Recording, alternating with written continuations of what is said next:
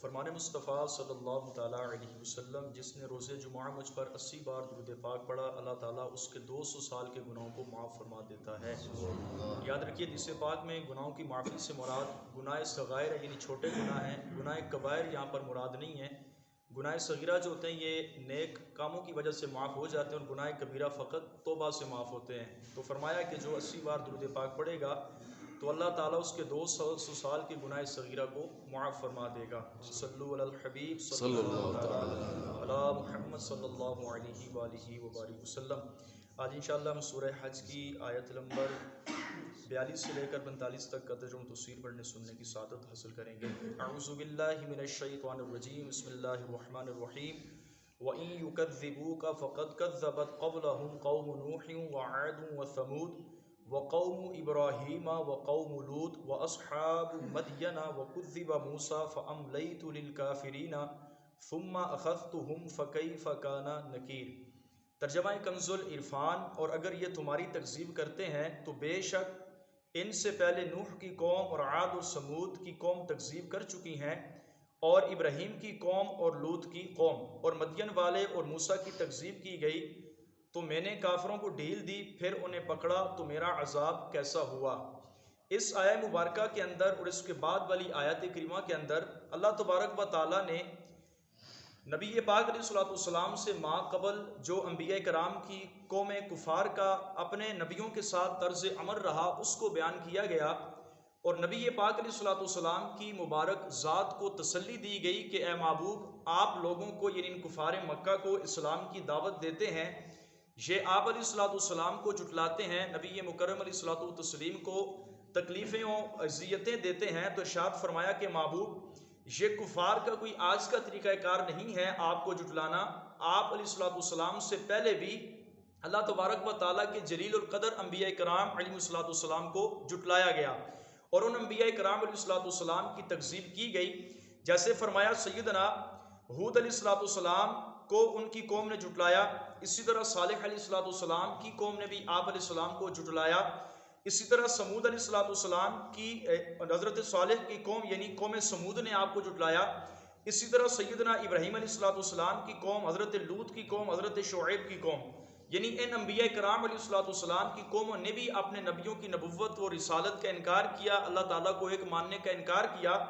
तो इरशाद फरमाया कि महबूब, फिर उन कौमों को अल्लाह तबारक व तआला जल्ल शानहू के अजाब ने पकड़ा।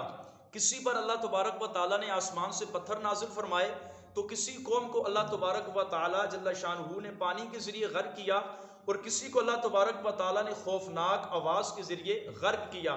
तो इरशाद फरमाया, प्यारे महबूब, अगर ये कुफ़ार आप अलैहिस्सलाम पर ईमान नहीं लाएंगे तो जिस तरह माक़बल अंबिया कराम अलैहिस्सलाम की कौमें अल्लाह ताला के अज़ाब के अंदर गिरफ्तार हुई, तो फरमाया इसी तरह ये कुफ़ार मक्का भी एक ना एक दिन ज़रूर अपनी इन बदकारियों की वजह से तबाह बर्बाद हो जाएंगे। अगर हम नबी पाक अलैहिस्सलाम की सीरत तय्यबा व ताहिरा का मुताला कर कर देखें तो ये चीज़ हमारे सामने वाज़ेह होती है। आप जंग बदर को उठाकर देखें, आप गज़वा हुनैन को उठाकर देखें, तो जितनी भी जंगें नबी पाक अलैहिस्सलाम के ज़माने में लड़ी गई, जिनके अंदर आप अलैहिस्सलाम बनफ्स नफीस खुद तशरीफ़ फरमा थे, तो इन जंगों के अंदर बड़े बड़े कुफ़ार जो है वासिले जहन्नुम हुए, बिलखुसूस अबू जहाल। इसी तरह इसके अलावा बड़े बड़े कुफ़ार जो थे वो वासिले जहन्नुम हुए हैं। तो अल्लाह तबारक व तआला जल्ल शानहू ने इस तरीके से इस कौम को जो है वो तबाह बर्बाद किया है। तो बयाक वक्त जो नबी पाक अलैहिस्सलाम की कौम पर अल्लाह ताला का अज़ाब नहीं आता, तो बरहां इस वाले से बयान किया गया है चूँकि आप अलैहिस्सलाम की उम्मत जो है ये क़यामत तक बाकी इसने रहना है। आप अलैहिस्सलाम ख़ातमुन नबीयीन है, नबूवत का सिलसिला पर बंद हो चुका है, तो इस उम्मत ने क़यामत तक बाकी रहना है। इस वजह से अल्लाह तबारक व तआला उम्मत मुहम्मदिया पर बयाक वक्त अज़ाब नाज़िल नहीं फरमाता। नूह अलैहिस्सलाम की कौम पर बयाक वक्त अज़ाब है, पूरी की पूरी दुनिया तबाह हो गई थी। हज़रत शुएब अलैहिस्सलाम की कौम को भी अल्लाह तबारक व तआला ने जब अज़ाब के अंदर नाजिल किया तो पूरी की पूरी कौम को तबाह किया। तो ये नबी पाक अलैहिस्सलाम की खुसूसियत है कि आपकी कौम पर अल्लाह ताला का अज़ाब बैक वक्त नाजिल नहीं होता, यानी ये नहीं कि ऐसा अज़ाब नाजिल हो जाए कि पूरी की पूरी दुनिया ही उसके अंदर तबाह हो जाए।